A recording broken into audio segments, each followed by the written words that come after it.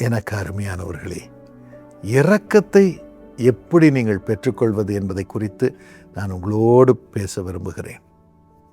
மத்தேயு 5:7 ஆண்டவர் இயேசு சொல்கிறார், இரக்கமுடையவர்கள் பாக்கியவான்கள், அவர்கள் இரக்கம் பெறுவார்கள், அவர்கள் இரக்கம் பெறுவார்கள். இந்த இரக்கம் வரும்பொழுது நாம் காப்பாற்றப்படுகிறோம். புலம்பல் 3:22-23 கூறுகிறது, நாம் நிர்மூலமாகாமல் இருப்பது கர்த்தருடைய கிருபை, அதாவது ஆங்கில வேதாகமத்திலே கர்த்தருடைய இரக்கமே, இரக்கமே, இரக்கமே.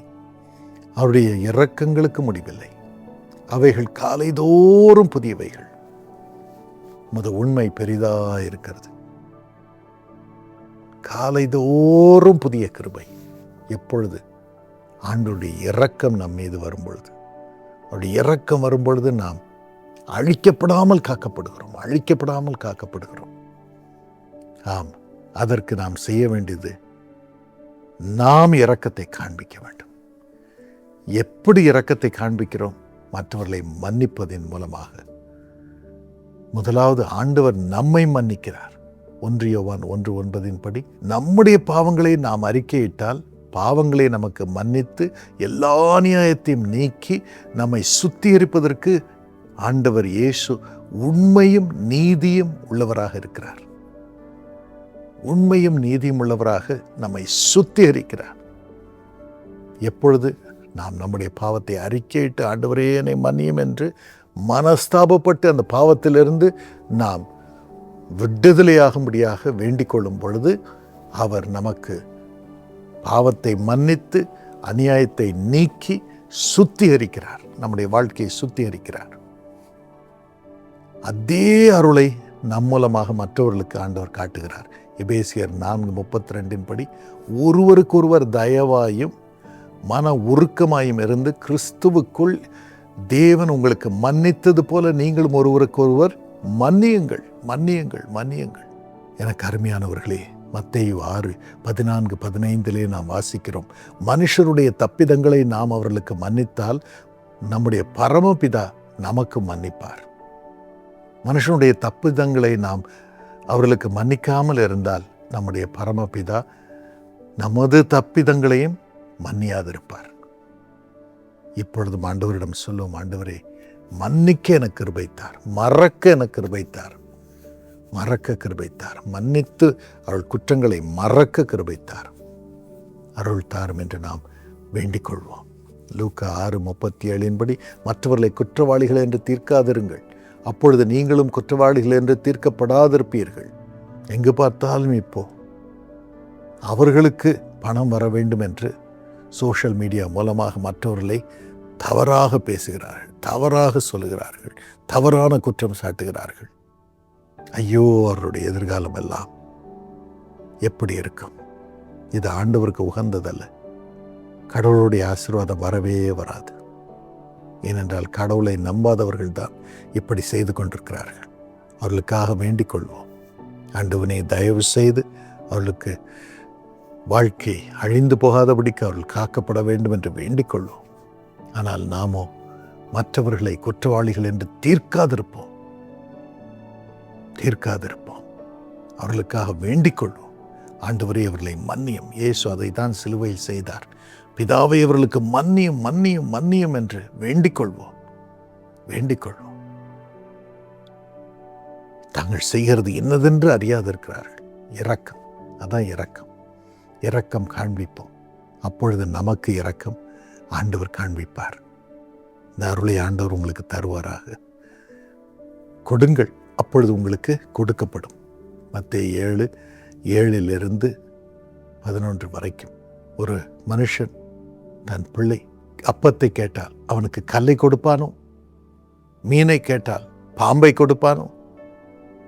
அப்படி இருக்கும் பொழுது பரமபிதா உங்களுக்கு நன்மையான இவை கொடுப்பார் அல்லவா? ஆகவே நீங்கள் ஜனங்களுக்கு கொடுங்கள். மத்தேயு 5:40 படி, உங்களோடு வழக்காடி உங்கள் சொத்தையே எடுத்துக்கிட்டாது கூட உங்கள் வஸ்திரத்தை எடுத்துக்கொள்ளும் பொழுது அவர்களுக்கு அங்கேயும் கொடுத்துருன்னு ஆண்டவர் சொல்கிறார். அங்கேயும் கொடுத்துருன்னு சொல்கிறார். ஒருத்தன் அநியாயமாக குதிரையை தூக்கிட்டு போயிட்டான். அவன் குதிரை ஓட்டி தான் அவன் பிழைக்கணும்.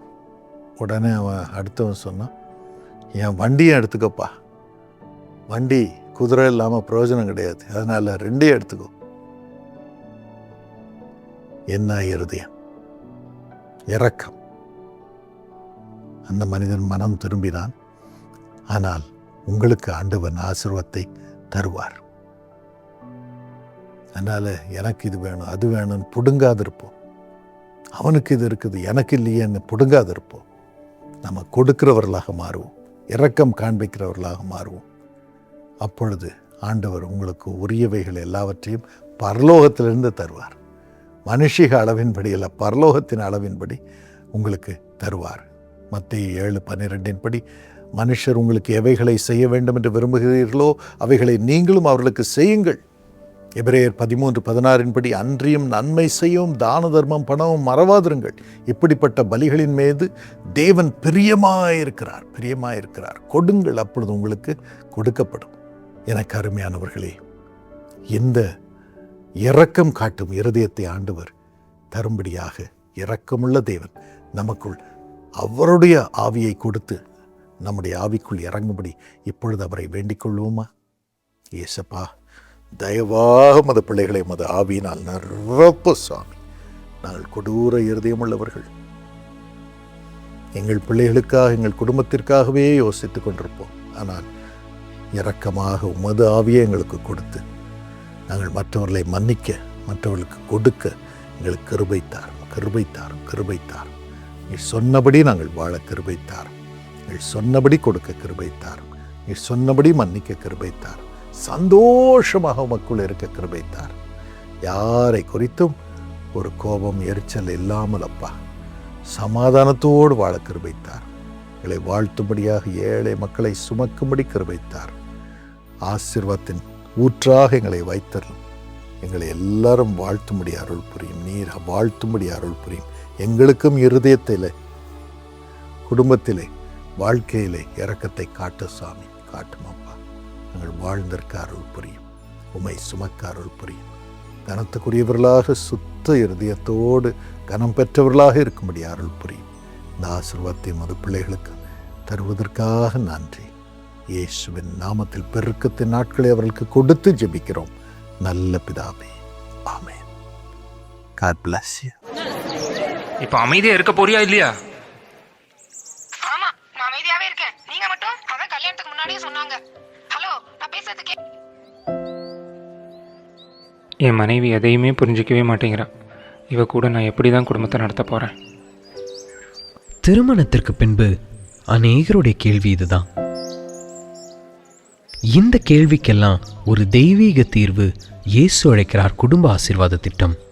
இதில் இணையும் உங்க யாவருக்காகவும் 24 மணி நேரமும் ஜெபகோபுரத்தில் பிரார்த்தனை ஏறெடுப்பதோடு நீங்க கோடிக்கணக்கான மக்களுடைய கண்ணீர் துடைக்கவும் காரணமாயிருப்பதால் நீங்க ஆசீர்வதிக்கப்படுவது உறுதி.